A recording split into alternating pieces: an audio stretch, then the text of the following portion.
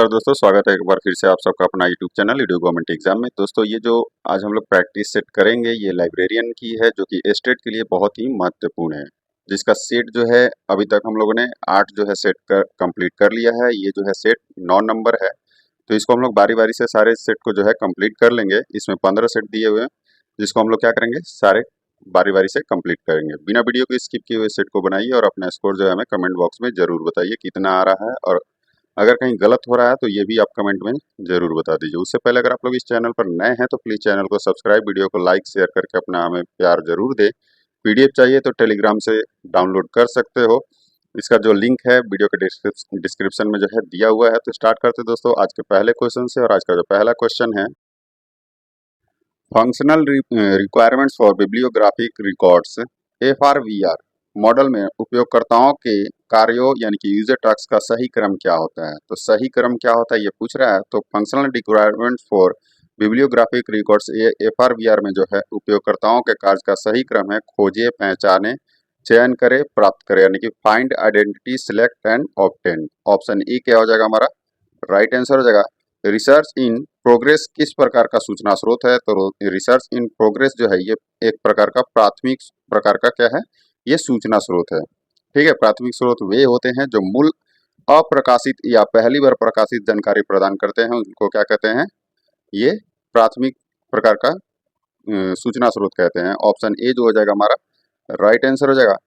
DDC के 23वें संस्करण में टेबल 3 का संबंध किससे है। तो टेबल 3 का संबंध किससे है। तो ये डीडीसी के 23वें संस्करण में टेबल 3 का संबंध जो है कला, व्यक्तित्व, साहित्य और विशिष्ट साहित्य रूपों के विभागों, ठीक है, इससे है। हमारा आंसर क्या हो जाएगा ऑप्शन सी जो हो जाएगा हमारा राइट आंसर हो जाएगा। नेक्स्ट दिया हुआ है इंपेरिकल साइकिल ऑफ रिसर्च। तो कह रहा है इंपेरिकल साइकिल ऑफ रिसर्च का सिद्धांत किसने दिया था। तो ये इसका जो सिद्धांत है ये किसने दिया था पूछ रहा है। तो ये जो है एडेरियन, कौन सा, एडेरियन डी ग्रूट ने दिया था। किसने, एडी ग्रूट जिसको बोलते हैं।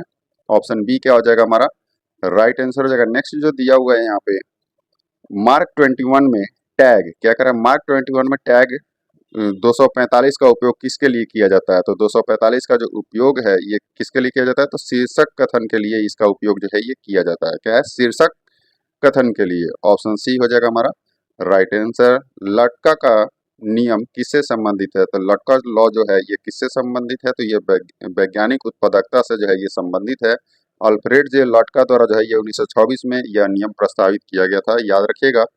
हमारा आंसर क्या हो जाएगा, हमारा आंसर है ऑप्शन बी जो हो जाएगा हमारा राइट आंसर हो जाएगा। नेक्स्ट दिया हुआ है यहाँ पे यूनेस्को द्वारा विकसित CDS ISIS सॉफ्टवेयर पैकेज का ISIS क्या दर्शाता है। तो ISIS जो है ये क्या दर्शाता है। तो ये जो है आपका ISIS का जो अर्थ होता है वो होता है integrated set of information system. ठीक है, ऑप्शन सी जो हो जाएगा हमारा क्या हो जाएगा राइट आंसर हो जाएगा ऑप्शन सी। नेक्स्ट है नॉलेज मैनेजमेंट, यानी कि नॉलेज मैनेजमेंट के SECI मॉडल में सोशलाइजेशन का क्या तात्पर्य है। तो सोशलाइजेशन का क्या अर्थ है पूछ रहा है। तो नॉलेज मैनेजमेंट में SECI मॉडल में सोशलाइजेशन का अर्थ अव्यक्त ज्ञान के क्या है, अव्यक्त ज्ञान के अव्यक्त ज्ञान का रूपांतरण है। ठीक है, हमारा आंसर क्या हो जाएगा ऑप्शन ए जो हो जाएगा हमारा राइट आंसर हो जाएगा। बिब्लियोमेट्रिक्स शब्द का प्रतिपादन किसने किया। तो बिब्लियोमेट्रिक शब्द का प्रतिपादन जो है ये एलन प्रिचर्ड ने किया था। एलन प्रिचर्ड ने जो है 1969 में स्टैटिक क्या है, स्टैटिकल बिब्लियोग्राफी के स्थान पर जो है बिब्लियोमेट्रिक शब्द का जो है ये सुझाव दिया था। ऑप्शन बी क्या हो जाएगा हमारा राइट आंसर हो जाएगा Alan Pritchard. RDA resource description and access इसको कहते हैं। RDA को किस वैचारिक मॉडल पर जो है ये आधारित है। तो ये पिछले सेट में भी दिया हुआ था। ये जो है FRVR यानी कि functional requirement for bibliographic records जो है ये, और जो है FRAD यानी कि इसको बोलते हैं functional requirements for authority data, वैचारिक मॉडल पर जो है ये आधारित है। यानी कि हमारा आंसर हो जाएगा ऑप्शन ए। टी टेस्ट का उपयोग कब किया जाता है। तो टी टेस्ट का उपयोग जो है ये तब किया जाता है जब दो समूहों के मध्य मध्य की तुलना जो है क्या है, तो जब दो समूहों के मध्य की तुलना ये करनी हो उस समय इसका क्या किया जाता है, उपयोग किया जाता है टी टेस्ट का। हमारा आंसर क्या हो जाएगा ऑप्शन बी। ISO 2709 मानक किससे संबंधित है। तो ISO 2709 मानक जो है ये ग्रंथीय सूचना के आदान प्रदान के लिए अपार रूप से संबंधित है। यह एक अंतर्राष्ट्रीय मानक होता है। ऑप्शन डी जो हो जाएगा हमारा राइट आंसर हो जाएगा। प्रलेखन शब्द का पहली बार प्रयोग किसने किया था? तो प्रलेखन शब्द का पहली बार जो प्रयोग है ये पॉल ऑर्टलेट ने किया था। किसने? पॉल ऑर्टलेट ने किया था। हमारा आंसर हो जाएगा ऑप्शन सी। नेक्स्ट क्वेश्चन कह रहा है डीप वेव से क्या तात्पर्य है? तो डीप वेव से पूछ रहा है क्या तात्पर्य है। तो डीप वेव जो होता है इंटरनेट का वह हिस्सा है जो मानक सर्च इंजनों द्वारा अनुक्रमित नहीं होता है। ऑप्शन बी क्या हो जाएगा हमारा राइट आंसर हो जाएगा। कोलन क्लासिफिकेशन में क्या है इंट्रा एरे फेज रिलेशन यानी कि इंट्रा एरे फेज रिलेशन को दर्शाने के लिए किस योजक चिन्ह यानी कि कनेक्टर सिंबल का उपयोग किया जाता है? कोलन क्लासिफिकेशन में पूछ रहा है क्या इंट्रा एरे फेज रिलेशन को दर्शाने के लिए जो है किस योजक चिन्ह का जो है उपयोग किया जाता है? तो किस योजक चिन्ह का जो है उपयोग किया जाता है ये पूछ रहा है। तो ये जो है जे का उपयोग किया जाता है। किसका? जे का जो है उपयोग किया जाता है। सिमेंटिक वेब की अवधारणा किसने प्रस्तुत की? तो सिमेंटिक वेब की जो अवधारणा है ये टिम बर्नर्स-ली ने जो है प्रस्तुत किया था। किसने? टिम बर्नर्स-ली ने। ऑप्शन कौन सा हो जाएगा हमारा? ऑप्शन जो ए है राइट आंसर हो जाएगा। डेलिंक क्या है? डेलिंक्वेंसी बुलेटिन क्या है? डेलिंक्वेंसी बुलेटिन किस सेवा का एक उदाहरण है? तो ये किस सेवा का उदाहरण है? तो ये सीएस यानी कि करंट अवेयरनेस सर्विस का जो है एक उदाहरण है। क्या है? करंट अवेयरनेस सर्विस जो है एक ऐसी सेवा है जो उपयोगकर्ताओं को उनके रुचि के क्षेत्र में नवीनतम प्रकाशनों या सूचनाओं से अवगत कराता है। ऑप्शन ए क्या हो जाएगा हमारा राइट आंसर हो जाएगा। शास्त्रीय प्रबंधन सिद्धांत क्या कह रहा है? शास्त्रीय प्रबंधन सिद्धांत यानी कि क्लासिकल थ्योरी ऑफ मैनेजमेंट का प्रमुख प्रस्तावक कौन था? तो ये कौन था ये पूछ रहा है। तो ये हेनरी फेयल थे। कौन थे? हेनरी फेयल जो थे शास्त्रीय प्रबंधन सिद्धांत के प्रमुख प्रस्तावक थे। ऑप्शन बी क्या हो जाएगा हमारा राइट आंसर हो जाएगा। इंडेक्सिंग में एकरूपता क्या है? इंडेक्सिंग में एकरूपता को मापने के लिए किस सूत्र का प्रयोग किया जाता है यानी कि किस सूत्र का जो है उपयोग किया जाता है? तो इंडेक्सिंग में एकरूपता को मापने के लिए हुपर का सूत्र जो है इसका उपयोग किया जाता है। क्या है? हुपर का सूत्र। हमारा आंसर क्या हो जाएगा? ऑप्शन ए जो हो जाएगा हमारा राइट आंसर हो जाएगा। नेक्स्ट दिया हुआ है क्या है? प्रोक्वेस्ट। प्रोक्वेस्ट मुख्य रूप से क्या है? तो प्रोक्वेस्ट जो है मुख्य रूप से विभिन्न डेटाबेस और शोध संसाधनों का एक वैश्विक सूचना सामग्री प्रदान करता है। और प्रोक्वेस्ट एक वैश्विक कंपनी है जो पुस्तकालयों, स्कूलों और विश्वविद्यालयों को शोध के लिए सामग्री और प्रौद्योगिकी प्रदान करती है। ऑप्शन सी क्या हो जाएगा हमारा राइट आंसर हो जाएगा। आइसोमेंट विधि का उपयोग किस लिए किया जाता है? तो आइसोमेंट विधि का उपयोग जो है ये कर्मचारियों को विभिन्न कार्यों में आवंटित करने के लिए इसका उपयोग किया जाता है। आइसोमेंट विधि संचालन अनुसंधान की एक तकनीक है। ऑप्शन बी क्या हो जाएगा हमारा राइट आंसर हो जाएगा। आगे बढ़ते हैं। कॉमन क्या है? कॉमन कम्युनिकेशन फॉर्मेट यानी कि सीसीएफ का विकास किसके तत्वाधान में हुआ था? तो सीसीएफ का विकास जो है ये किसके तत्वाधान में हुआ था? तो ये जो है यूनेस्को के तत्वाधान में हुआ था। किसका विकास जो है इसका यूनेस्को के तत्वाधान में हुआ था। सीसीएफ को जो है 1978 में यूनेस्को द्वारा ये शुरू किया गया था। कब? 1978 में। ठीक है, किसके द्वारा? सीसीएफ के द्वारा। ऑप्शन सॉरी यूनेस्को द्वारा जो है सीसीएफ को 1978 में जो है इसको शुरू किया गया था। आगे बढ़ते हैं। एक परिकल्पना को अनिवार्य रूप से होना चाहिए। ठीक है, एक परिकल्पना को जो है अनिवार्य रूप से परीक्षण योग्य होना चाहिए। क्या है? परीक्षण योग्य होना चाहिए। ऑप्शन बी जो हो जाएगा हमारा राइट आंसर हो जाएगा। क्लस्टर सैंपलिंग किस प्रकार की सैंपलिंग विधि है? तो क्लस्टर सैंपलिंग जो है ये एक संभाव्यता सैंपलिंग यानी कि प्रोबेबिलिटी सैंपलिंग विधि है। ऑप्शन ए क्या हो जाएगा हमारा राइट आंसर हो जाएगा। यूडीसी में सामान्य सहायक सारणी यानी कि कॉमन एक्सिलरी टेबल्स का संबंध किससे है? तो सामान्य यूडीसी में पूछ रहा है। तो यूडीसी में जो है सामान्य सहायक प्रणाली का जो है ये आपका संबंध किससे है पूछ रहा है। कॉमन एक्सिलरी टेबल्स का जो है संबंध किससे है? तो ये किससे है? तो ये स्थान से है। किससे? ये स्थान से है। आगे बढ़ते हैं। नेक्स्ट जो दिया हुआ है क्या है? Federated search. फेडरेटेड सर्च का क्या कार्य है? तो फेडरेटेड सर्च का कार्य पूछ रहा है। तो फेडरेटेड सर्च एक क्या है? एक ही खोज इंटरफेस का उपयोग करके कई स्रोतों में जो है एक साथ खोजना संभव बनाता है। और फेडरेटेड सर्च जो है तकनीक जिसे वितरित खोज भी कहा जाता है। ऑप्शन सी जो हो जाएगा हमारा क्या हो जाएगा राइट आंसर हो जाएगा। आगे बढ़ते हैं। क्या है? एल्टमेट्रिक्स का संबंध किससे है? तो एल्टमेट्रिक्स का संबंध किससे है? तो एल्टमेट्रिक्स जो होता है पारंपरिक उदाहरण आधारित मैट्रिक्स के पूरक के रूप में जो है अकादमिक प्रभाव को मापने का एक तरीका होता है। और एल्ट्रोमेट्रिक्स का संबंध जो है शोध के सामाजिक और ऑनलाइन प्रभाव के मापन से है। ऑप्शन सी जो हो जाएगा हमारा राइट आंसर हो जाएगा। लाइब्रेरी ऑफ कांग्रेस क्लासिफिकेशन प्रणाली मुख्य रूप से किस प्रकार की है? तो ये मुख्य रूप से जो है किस प्रकार की है, तो ये क्या है, इसको परिगणत गणात्मक कहते हैं। क्या परिगणात्मक कहते हैं। ऑप्शन ए जो हो जाएगा हमारा राइट आंसर हो जाएगा। इंग्लिश में भी जान लीजिए, इसको जो है इन्यूमरेटिव कहते हैं। क्या इन्यूमरेटिव कहते हैं। आगे बढ़ते हैं। लीन सिक्स सिग्मा क्या है? लीन सिक्स सिग्मा का उपयोग पुस्तकालयों में किस लिए किया जा सकता है? तो इसका जो उपयोग है किस लिए किया जा सकता है, तो इसके उपयोग जो है प्रक्रियाओं में सुधार और अवशिष्ट को कम करने के लिए जो है ये इसका उपयोग किया जा सकता है। हमारा आंसर क्या हो जाएगा? ऑप्शन बी जो हो जाएगा हमारा राइट आंसर हो जाएगा। आगे बढ़ते हैं। नेक्स्ट जो दिया हुआ है Z39.50 क्या है? तो Z39.50 क्या है? तो ये पिछले भी मैंने बताया है किसी सेट में। तो Z3950 जो है एक क्या है, ये क्लाइंट सर्वर प्रोटोकॉल है जो कंप्यूटर सिस्टम के बीच जो है सूचना प्राप्ति को सक्षम बनाता है। यह एक राष्ट्रीय और अंतर्राष्ट्रीय मानक है। ऑप्शन सी जो हो जाएगा हमारा राइट आंसर हो जाएगा। कॉपीराइट के अंतर्गत लेखक को कौन सा नैतिक अधिकार यानी कि मोरल राइट्स जो है ये प्राप्त होता है? तो कौन सा अधिकार जो है ये प्राप्त होता है पूछ रहा है। तो कॉपीराइट के अंतर्गत जो है लेखक को कृतित्व का अधिकार है, यानी कि राइट ऑफ क्या है पैटर्निटी, और सत्यनिष्ठा का अधिकार यानी कि राइट ऑफ इंटेग्रिटी प्राप्त होता है ये। ठीक है, ऑप्शन सी जो हो जाएगा हमारा राइट आंसर हो जाएगा। पेटेंट सूचना का स्रोत है। तो पेटेंट जो है एक प्राथमिक सूचना का स्रोत है। क्या है ये?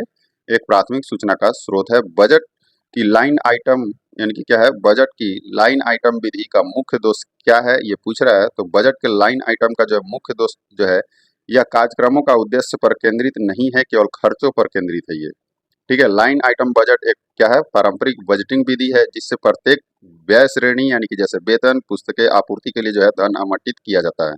ऑप्शन बी क्या हो जाएगा हमारा राइट आंसर हो जाएगा। डेटा माइनिंग क्या है?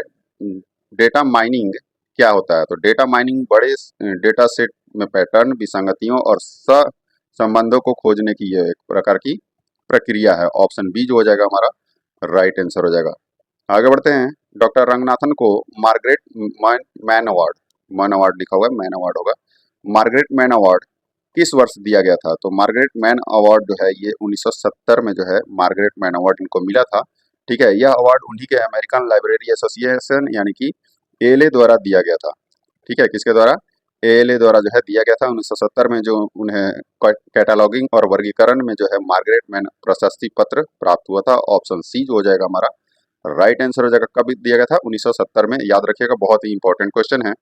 ओपन सोसाइटी इनिशिएटिव किसके द्वारा समर्थित है? तो ओपन सोसाइटी इनिशिएटिव जो है किसके द्वारा ये आपका समर्थित है पूछ रहा है। तो ये जो है जॉर्ज सोरोस के द्वारा जो है ये समर्थित है। किसके द्वारा? जॉर्ज सोरोस के द्वारा। जॉर्ज सोरोस जो है एक हंगेरियन अमेरिकी अरबपति निवेशक और क्या है परोपकारी ने जो है 1993 में ओपन सोसाइटी फाउंडेशन का स्थापना किया, और यह संगठन दुनिया भर में न्याय, लोकतंत्र, मानवाधिकार और मुक्त अभिव्यक्ति को बढ़ावा देने वाले समूहों को वित्तीय सहायता प्रदान करता है। आगे बढ़ते हैं। नेक्स्ट दिया हुआ है एक फोकस ग्रुप अध्ययन क्या है? एक फोकस ग्रुप अध्ययन किस प्रकार के अनुसंधान का एक रूप है? ठीक है, तो एक फोकस ग्रुप जो है क्या है? अध्ययन गुणात्मक अनुसंधान का एक रूप है। किसका? अध्ययन गुणात्मक। हमारा आंसर क्या हो जाएगा? ऑप्शन सी जो है हमारा राइट आंसर हो जाएगा। आगे बढ़ते हैं। सेशन का सूचना सिद्धांत किस अवधारणा पर आधारित है? तो सेशन का सूचना सिद्धांत जो है ये मुख्य रूप से एंट्रोपी और रिडेंडेंसीज क्या है, रिडेंडेंसी की जो है अवधारणा पर आधारित है। किसके? एंट्रोपी और रिडेंडेंसी की अवधारणा पर ये क्या है? स्थापित है। क्लाउड सैनन द्वारा जो है विकसित इस सिद्धांत को संचार का गणितीय सिद्धांत भी कहा जाता है। ऑप्शन बी जो हो जाएगा हमारा राइट आंसर हो जाएगा। नेक्स्ट है डीडीसी में फिनिक्स शेड्यूल का क्या अर्थ है? तो डीडीसी में जो है फिनिक्स शेड्यूल का अर्थ है एक पूरी तरह से नया पुनर्विकसित शेड्यूल है। फिनिक्स शेड्यूल तब बनाया जाता है जब किसी विषय क्षेत्र में इतना ज्ञान परिवर्तन हो जाता है कि मौजूदा शेड्यूल में संशोधन करना अव्यवहारिक होता है। ऑप्शन बी जो हो जाएगा हमारा राइट आंसर हो जाएगा। Double A C R 2R में मुख्य प्रविष्टि की अवधारणा को आरडीए में किससे प्रतिस्थापित किया गया है? तो ये किससे प्रतिस्थापित किया गया है पूछ रहा है। तो ये जो है अधिकृत पहुंच बिंदु से इसको जो है प्रतिस्थापित किया गया है। नेक्स्ट है क्रिटिकल माथ क्या है? क्रिटिकल पाथ मेथड सीपीएम का उपयोग किस में किया जाता है? तो सीपीएम का जो उपयोग है ये किस में किया जाता है? तो क्रिटिकल पाथ मेथड का उपयोग जो है परियोजना प्रबंधन यानी कि प्रोजेक्ट मैनेजमेंट में इसका जो है उपयोग किया जाता है। ऑप्शन बी जो हो जाएगा हमारा राइट आंसर हो जाएगा। नेक्स्ट है ऑन्कोलॉजी। क्या है ऑन्कोलॉजी? कंप्यूटर विज्ञान के संदर्भ में क्या है? तो ऑन्कोलॉजी है कंप्यूटर विज्ञान के संबंध में अवधारणाओं और उनके संबंधों का एक औपचारिक स्पष्ट विनिर्देशन है। ऑप्शन ए क्या हो जाएगा हमारा राइट आंसर हो जाएगा। साई हब क्या कह रहा है? साई हब क्या है? तो साई हब जो है ये क्या होता है? तो ये होता है आपका एक छाया पुस्तकालय जिसको यानी कि शैडो लाइब्रेरी भी कहते हैं। ऑप्शन सी जो हो जाएगा हमारा राइट आंसर हो जाएगा। स्नोबॉल सैंपलिंग किस स्थिति में सबसे उपयुक्त है? तो स्नोबॉल साइक्लिंग सैंपलिंग जो है ये किस स्थिति में सबसे उपयोगी है ये पूछ रहा है। तो ये स्नोबॉल सैंपलिंग तब सबसे उपयोगी होता है जब जनसंख्या के सदस्य छिपे हुए या पहुंचने में कठिन हो। क्या है? कठिन हो। यह एक गैर संभाव्यता सैंपलिंग तकनीक है। हमारा ऑप्शन बी जो हो जाएगा राइट आंसर हो जाएगा। पुस्तक लाइब्रेरी एडमिनिस्ट्रेशन किस वर्ष प्रकाशित हुई थी? तो पुस्तक लाइब्रेरी एडमिनिस्ट्रेशन जो है ये 1935 में प्रकाशित हुई थी और यह पुस्तक डॉक्टर एस आर रंगनाथन द्वारा लिखी गई थी। किसके द्वारा? डॉक्टर एस आर रंगनाथन द्वारा। ऑप्शन ए जो हो जाएगा हमारा राइट आंसर हो जाएगा। डिजिटल मिलेनियम कॉपीराइट एक्ट यानी कि डीएमसीए किस देश का कानून है? तो डीएमसीए जो है ये किस देश का कानून है? तो ये संयुक्त राज्य अमेरिका का एक कानून है। डीएमसीए को 1998 में संयुक्त राज्य अमेरिका ने कानून बनाया जो है ये कानून बनाया था और इसका उद्देश्य जो है डिजिटल युग में कॉपीराइट की सुरक्षा को अद्यतन करना था। हमारा आंसर क्या हो जाएगा? ऑप्शन सी जो हो जाएगा हमारा राइट आंसर हो जाएगा। प्रबंधन क्या करा? प्रबंधन के 14 सिद्धांत किसने दिए थे? ये पूछ रहा था। प्रबंधन के जो 14 सिद्धांत जो है ये हेनरी फ्योल ने दिया था। किसने? हेनरी फ्योल ने जो है अपनी 1916 की पुस्तक जो है एडमिनिस्ट्रेशन क्या है इंडस्ट्रियलिटी जेनरेट के प्रबंधन में जो है इस 14 सिद्धांतों को जो है प्रस्तुत किया था। हमारा आंसर क्या हो जाएगा? ऑप्शन सी जो हो जाएगा हमारा राइट आंसर हो जाएगा। क्या हो जाएगा? ऑप्शन सी जो हो जाएगा हमारा राइट आंसर हो जाएगा। प्रबंधन के सिद्धांत पूछ रहा है। ठीक है, इसका जो है प्रबंधन के 14 सिद्धांत जो है किसने दिया था? तो हेनरी फ्योल ने कब दिया था? ये 1916 में दिया था। कब? 1916 में दिया था, याद रखिएगा। आगे बढ़ते हैं। नेक्स्ट जो दिया हुआ है प्रेसिस में क्या कर रहा है? प्रेसिस में रोल ऑटर्स क्या कर रहा है? रोल ऑपरेटर्स का क्या कार्य है? तो रोल ऑपरेटर्स का इसमें से क्या कार्य है? तो रोल ऑपरेटर्स का कार्य स्ट्रिंग के प्रत्येक पद के व्याकरणिक कार्य को निर्दिष्ट करना होता है। प्रेसिस का फुल फॉर्म क्या होता है? तो ये होता है preserve context index system. Option B जो हो जाएगा हमारा राइट आंसर हो जाएगा। सूचना का क्या है? हस्तांतरण चक्र में पीढ़ी के बाद क्या कर रहा है? सूचना के हस्तांतरण चक्र में पीढ़ी के बाद कौन सा चरण आता है? तो कौन सा चरण आता है पूछ रहा है। तो सूचना हस्तांतरण चक्र में जो है सूचना की पीढ़ी के बाद जो है आमतौर पर प्रसार का चरण आता है। किसका? प्रसार का चरण आता है। योजना कार्यक्रम बजट प्रणाली यानी कि पीपीबीएस का मुख्य फोकस क्या है? तो पीपीबीएस का मुख्य फोकस पूछ रहा है तो ये लक्ष्यों और उद्देश्यों की प्राप्ति करना पर क्या है? लक्ष्यों एवं उद्देश्यों को जो है प्राप्ति पर जो है इसका मुख्य फोकस होता है। आगे बढ़ते हैं। कॉन्सेप्ट्स पद्धति का उपयोग किसके लिए किया जाता है? ठीक है, तो कॉन्स्पेक्ट्स जो है पद्धति का उपयोग जो है ये किसके लिए किया जाता है? तो ये जो है संग्रह मूल्यांकन के लिए इसका जो है उपयोग किया जाता है कॉन्स्पेक्ट्स पद्धति का। ठीक है, यानी कि कलेक्शन असेसमेंट इसको बोलते हैं। हमारा आंसर हो जाएगा ऑप्शन बी। वेन आरेख का उपयोग सामान्यतः क्या दर्शाने के लिए किया जाता है? तो वेन आरेख का उपयोग जो है सामान्यतः सेटों के बीच तार्किक संबंध हो यानी कि लॉजिकल रिलेशनशिप बिटवीन सेट्स को दर्शाने के लिए ये किया जाता है। ऑप्शन सी जो हो जाएगा हमारा राइट आंसर हो जाएगा। नेक्स्ट इसमें दिया हुआ है सिन्हा लाइब्रेरी किस जगह स्थित है? तो सिन्हा लाइब्रेरी जो है ये पटना में स्थित है। कहाँ है? तो ये पटना में स्थित है और इसकी स्थापना जो है कब हुई थी? तो ये 1924 में हुई थी। सच्चिदानंद सिन्हा जो है इस लाइब्रेरी जो है ये कहाँ है? तो ये आपका पटना में स्थित है। आगे बढ़ते हैं। नेक्स्ट जो दिया हुआ है कोलन क्लासिफिकेशन में सुपर इम्पोजिशन क्या है? सुपर इम्पोजिशन डिवाइस का उपयोग कब किया जाता है? तो कोलन क्लासिफिकेशन में सुपर इम्पोजिशन डिवाइस का उपयोग तब किया जाता है जब एक ही पक्ष में दो या दो से अधिक आइसोलेट्स को जोड़ना हो।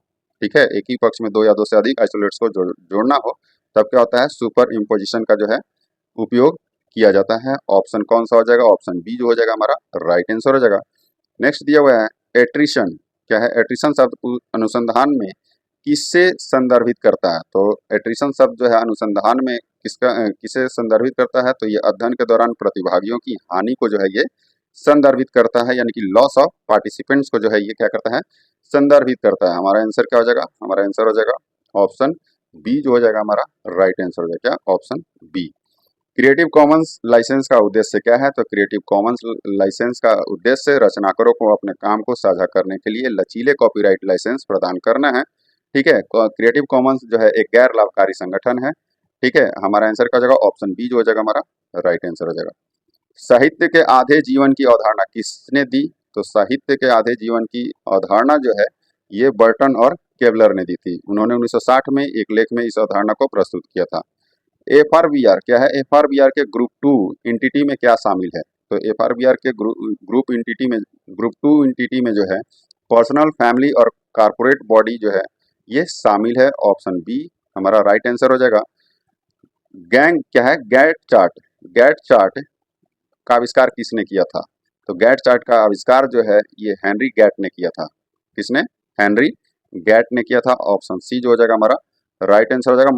क्या है, मास्लो की आवश्यकता आवश्यकता पदानुक्रम के सर्वोच्च स्तर की आवश्यकता क्या है, तो इसके सर्वोच्च स्तर की आवश्यकता आत्म साक्षात्कार है। क्या है, आत्म साक्षात्कार।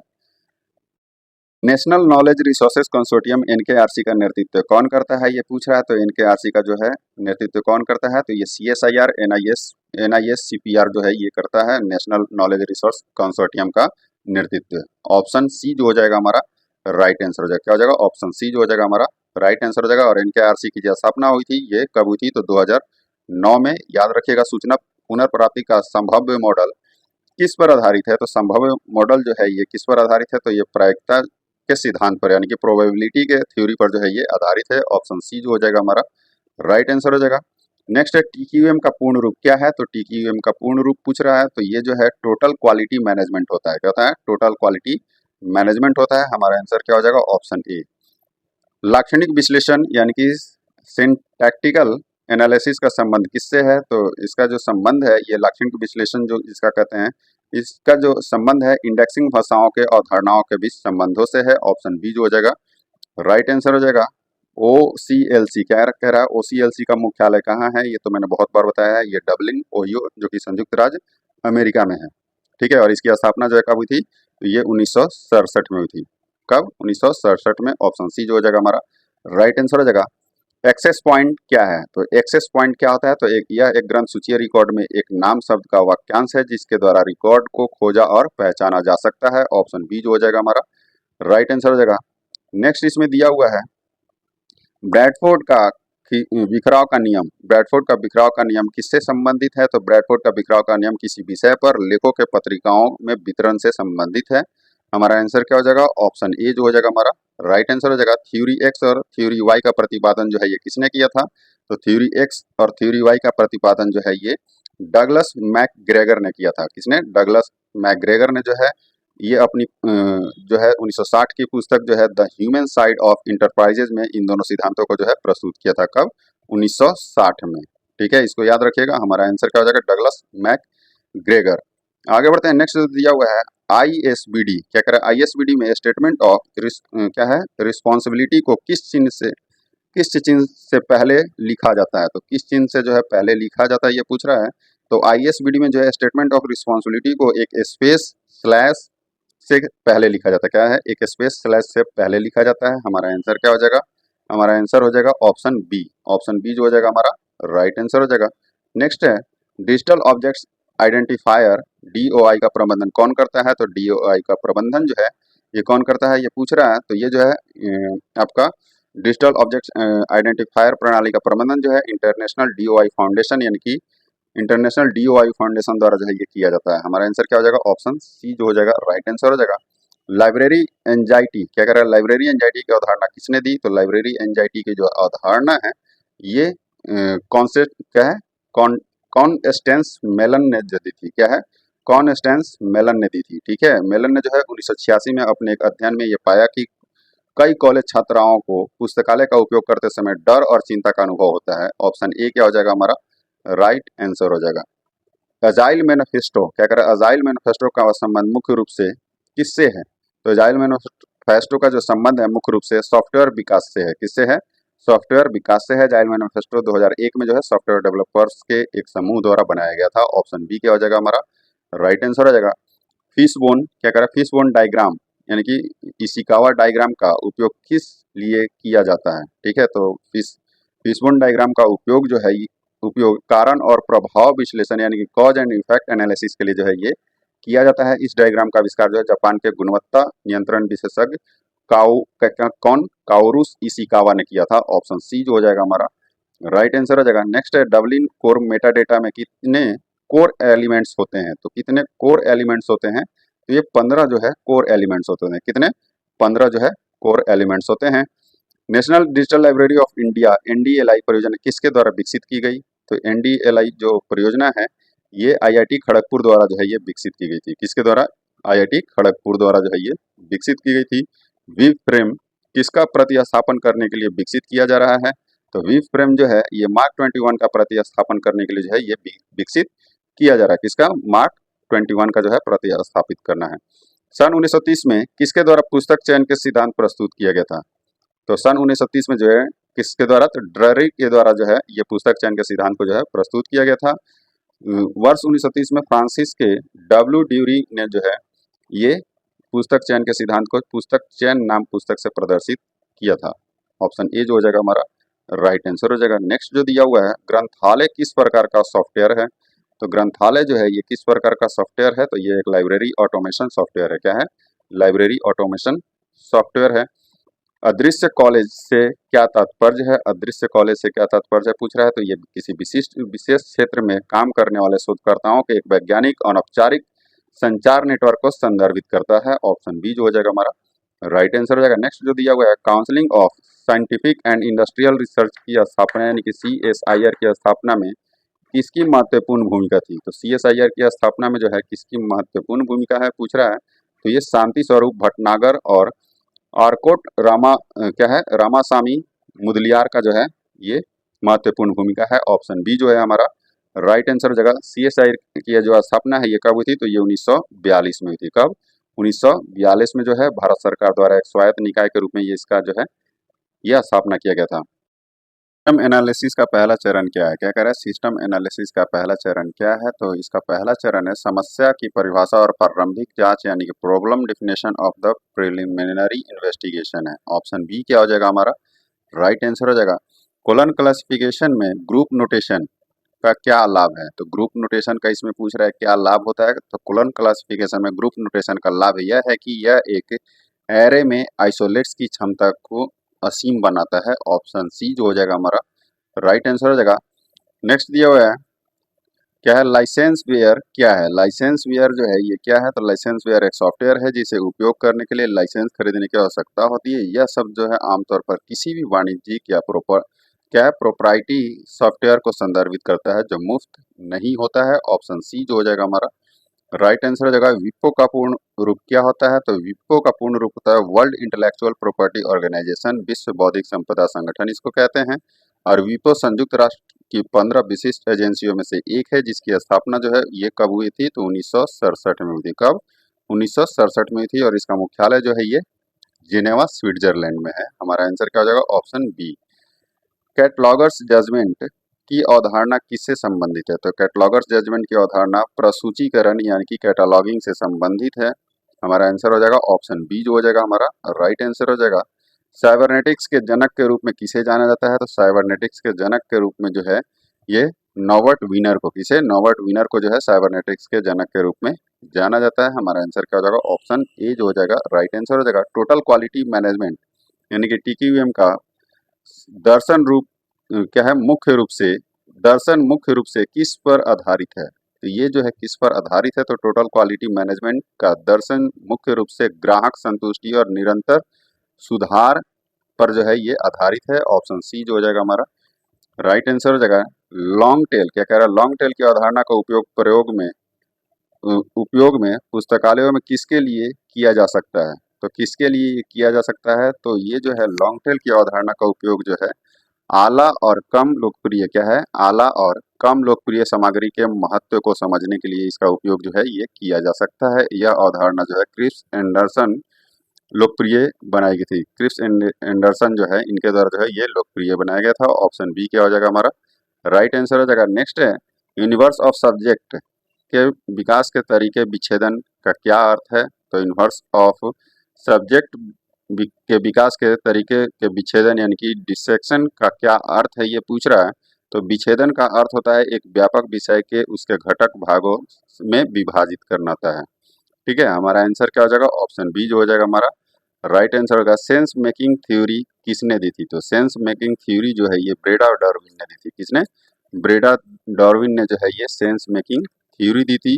हमारा आंसर क्या हो जाएगा ऑप्शन बी जो हो जाएगा हमारा राइट आंसर हो जाएगा, क्या हो जाएगा ऑप्शन बी जो हो जाएगा हमारा राइट आंसर हो जाएगा। नेक्स्ट इसमें दिया हुआ है ओपन एक्सेस के गोल्ड रूट का क्या अर्थ है? तो ओपन एक्सेस के गोल्ड रूट का इसमें क्या अर्थ होता है? तो ये लेखक एक जर्नल एक शुल्क जो है ये भुगतान करता है ताकि लेखक प्रकाशन के तुरंत बाद सभी के लिए मुफ्त में उपलब्ध हो। ऑप्शन बी जो हो जाएगा हमारा राइट आंसर हो जाएगा। नेक्स्ट है कोडेड कैटालॉग की अवधारणा मुख्य रूप से संबंधित है। तो कोडेड कैटालॉग का जो अवधारणा है मुख्य रूप से एस आर रंगनाथन से संबंधित है। ये रंगनाथन ने अपने क्लासिफाइड कैटालॉग यानी कि सीसीसी में एक कोडेड दृष्टिकोण का जो है उपयोग किया है। ऑप्शन ए जो हो जाएगा हमारा राइट आंसर हो जाएगा।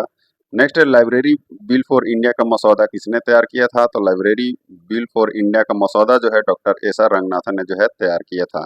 रंगनाथन भारत में पुस्तकालय कानून के एक प्रबल समर्थक थे। उन्होंने 1930 में बनारस में आयोजित ऑल एशिया एजुकेशन कॉन्फ्रेंस में पहला मॉडल लाइब्रेरी बिल जो है ये प्रस्तुत किया था। ऑप्शन सी जो हो जाएगा हमारा राइट आंसर हो जाएगा। नेक्स्ट दिया हुआ है रिसर्च डिजाइन का उद्देश्य क्या है? तो रिसर्च डिजाइन का उद्देश्य है अनुसंधान प्रश्नों का उत्तर देने के लिए एक रूपरेखा यानी कि फ्रेमवर्क जो है प्रदान करना। ऑप्शन बी क्या हो जाएगा राइट आंसर हो जाएगा।